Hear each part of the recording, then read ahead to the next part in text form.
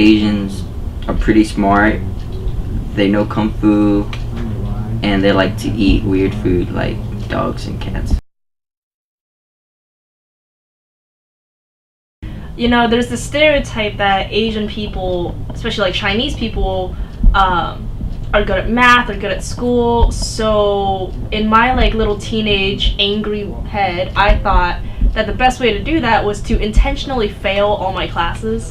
And as I found my sweater and I was leaving the conference room, this one lady walks by and she's like, "Hey, are you one of the janitors?" Okay, so in high school I was dating this guy who was white. I became known as like his Asian, and not even like his Asian girlfriend, or no one knew my name. They were just like, "Oh yeah, that's his Asian."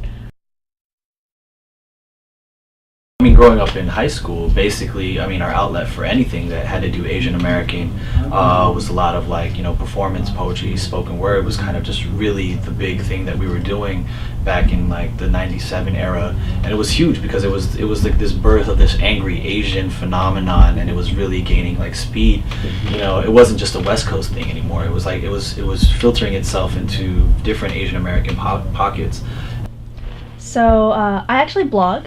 I run a blog called Fascinations that focuses on kind of Asian American issues and racism and sexism. And honestly, like if anything ever happens to me, I post it online, and then I get like a flood of support that are like, "Oh man, like I totally relate to this." So I get my support from the online community, and then it just kind of ties into other blogs that I moderate too, where other people can share their stories. And then I think just storytelling and telling your own experiences, you get to see that you're not alone, and you get to see that there's a community around you that also supports you.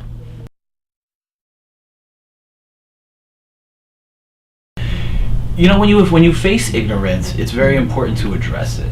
And the idea is that you have to know where the ignorance is coming from. Is it a place of being, you know, is it a place from negativity, or is it a place of just not having had the experience of ever interacting with someone who's Asian, right? Because I think if it comes from a place where they've just never had the opportunity to be told otherwise, then I think we should take that as a very serious learning moment. You know what I mean?